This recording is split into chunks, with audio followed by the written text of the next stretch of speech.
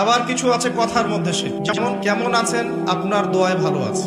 কেমন আছেন, আপনার দোয়ায় ভালো আছে। আপনার মায়ের কি অবস্থা, মায়ের অবস্থা ভালো, ডাক্তারটা সময় মতো না আসলে মাকে বাঁচানো যেত না।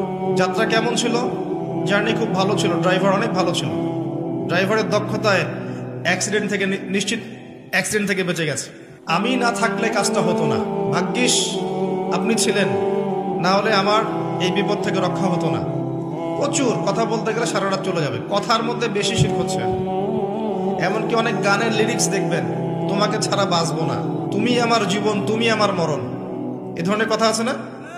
আসমান জমিন চন্দ্র সূর্য সব তোমার, তোমার জন্য চাঁদ নিয়ে এসে দিব, চাঁদে বাড়ি বানাবো, কত কথা।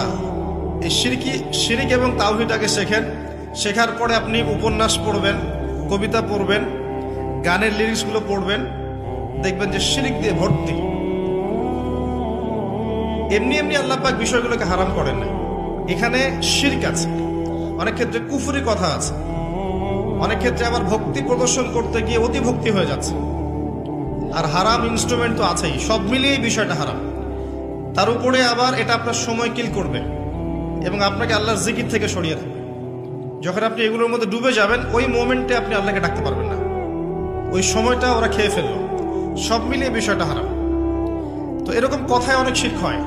তো বেসিক কথা হচ্ছে, তিনভাবে শিরক হতে পারে: আপনার কথায়, আপনার কাজে এবং আপনার চিন্তায়। কথা, কাজ এবং চিন্তাকে বিশুদ্ধ করতে পারলে তাওহীদ প্রতিষ্ঠা হবে, এবং তাওহীদের উপর থাকলে পরেই উম্মার কল্যাণ আছে। আল্লাহ পাক আমাদেরকে তাওহীদে থাকার তৌফিক দান করুন।